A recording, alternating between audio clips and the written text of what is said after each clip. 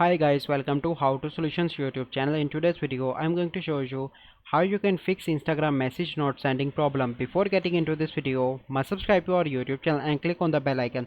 So the first step you need to do is to open Play Store and search for Instagram, and if there is an update you need to update Instagram application.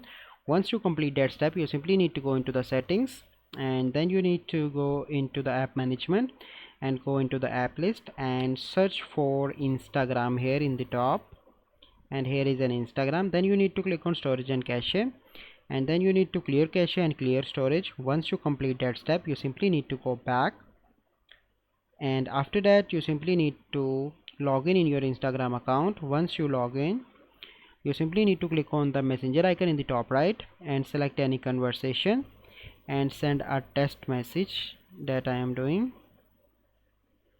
Okay, and now you can see that the message is sent just now, as you can see that. So this is a process by which you can fix Instagram message not sending problem. I hope you find this video helpful. If you find this video helpful, must like this video, subscribe to our YouTube channel for future videos. We'll see you in the next video.